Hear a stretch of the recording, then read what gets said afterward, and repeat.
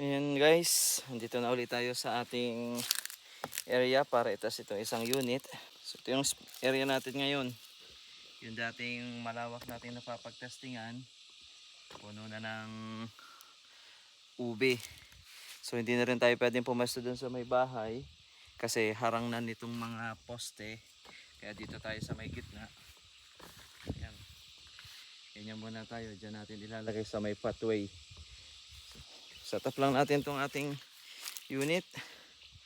And then yun, problema natin yung mga susunod pa nating mga araw. Paano tayo magtetest nito. Set up lang tayo.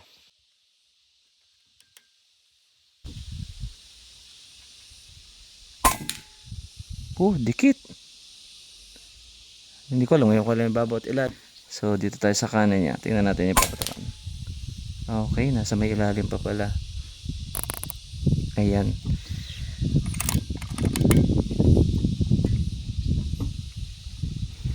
Testing.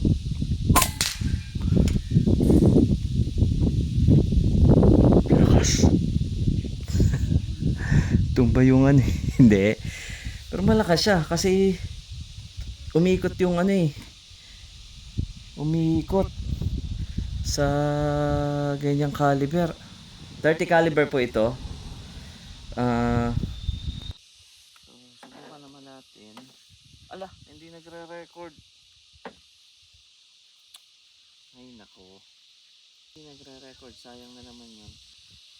Okay, recording tayo sa 19 minutes and 33. Sayang. Ganda ng tama. Pero makita nyo naman yung ano doon. Makikita nyo naman mamaya yung ating metal target. Yung bilog.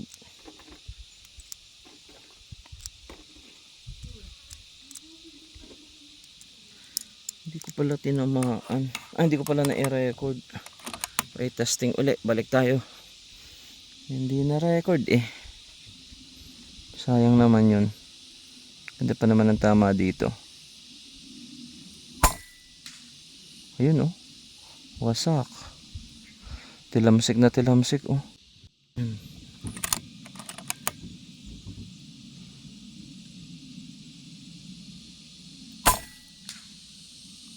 Ayan. Maganda naman ang tama oh. Ayun oh. Puro doon sa may kaliwang gilid. Ito, umikot pa. Meron pa yan.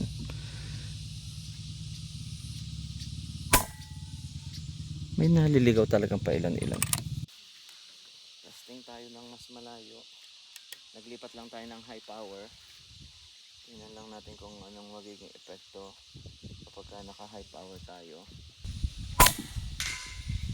Oh, mas malakas nga. Tapos ngayon, ang tama niya nasa number 10.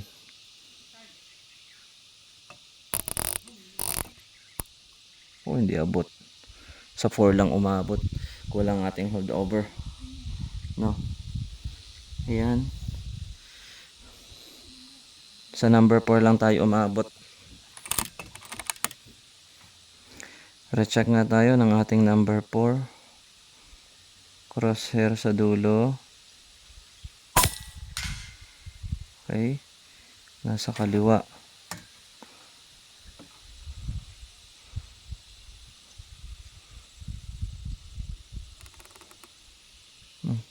Malakas. Pagka naka-high talaga malakas.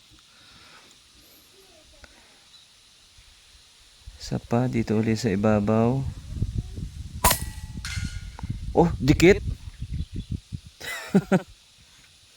Ano lang yan 852. Yun yung high niya, 852. Wow. Ayos, ayos. Sample lang ko lang kasi hindi ko pwedeng parsahin dahil high pressure tayo, high level, pero ang pressure natin nakalagay sa kanya is low. So ibig sabihin hindi sumasapat yung pressure para doon.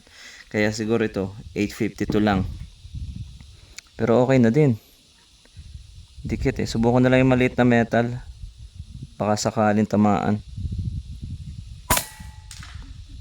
Oh, tinamaan. 82 meters. Yung kakaganyan nating target. As in kakaganyan yun. Hit. Yupi. Okay. So gustuhin ko man, tama na yun. Kasi baka mamaya makasama sa unit kapag pinilit natin. No?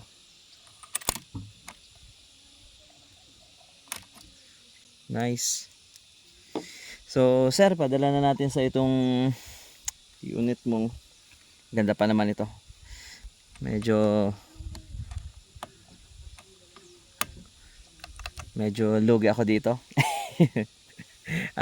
Ito kasi ay hindi naman brand new. Kasi yung brand new nito nasa 200 plus. Ito ay slightly used. Kita ko naman sa shot counts, slightly used. Kumbaga pinang vlog lang ito. Ang mura nito, sa totoo lang, yung presyong nakuha ni sir dito, kung alam ko na ganito ang itsura niya, baka hindi ko binigay. Kasi ito ay nasa tropa. Picture pa lang yung pinakita sa akin. Tapos si client, si sir na taga Surigao, pumayag naman siya na yun lang muna ang makita niya, wala pa rin sa akin yung unit. Sinabi ko lahat ng kondisyon na ito ay ginamit lang sa vlogging. Ayan. Hindi lang maipadala doon sa dapat pagpadalhan kasi sa design hindi magkaunawaan yung dating may-ari at saka yung kanyang client. So ipinasa sa akin. Tinasting lang din naman niya to eh. Parang ganito lang din ginawa natin. So ang presyo halos sa pagkakabili ni sir dito, kalahati lang ng presyo nung original price. Tapos ako naman, nung makita ko na to, nanghihinayang ako, nabitawan, kaso wala tayong magagawa. Si sir ay hindi ko pa hawak yung unit. Hindi pa rin niya nakikita ng personal. Hindi rin niya nakikita sa video na actual na ako na ang may hawak.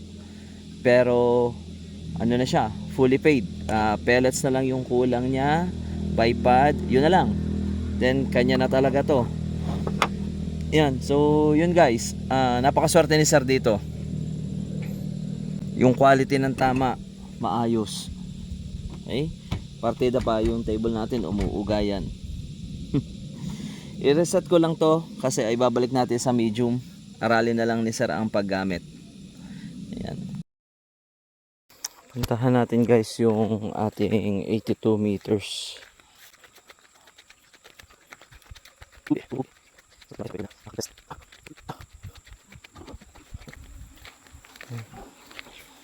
So ito, test natin ito sa medium power. Tapos nung mag-test naman tayo sa high power, ito naman yon. So same holdover. Dati dito tayo naka holdover.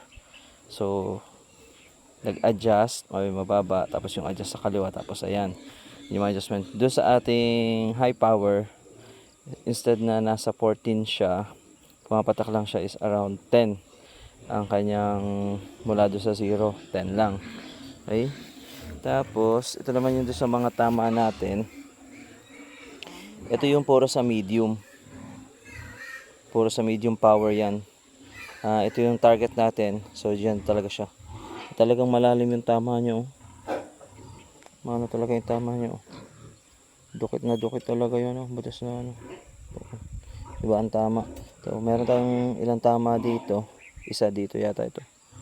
Isa lang yata yan. Tilamsik na itong mga to. So meron pa rin tayong tama dito. Bali ito yung kanyang group. Doon sa medium power. Tapos nagtest nga tayo dito sa high power. Natest nga natin yan yung unang tama. Nagpihit tayo. Dito siya pumatak. So yan yung kanyang tama. May kadwa pa natin. So nung itesting natin dito sa pinaka-sentro, dito siya sa kanan tumama. Yan, kanang itaas. Tapos nag-swing yan ng mataas. Maayos ang ating ating unit para sa distance natin. Sa may bahay.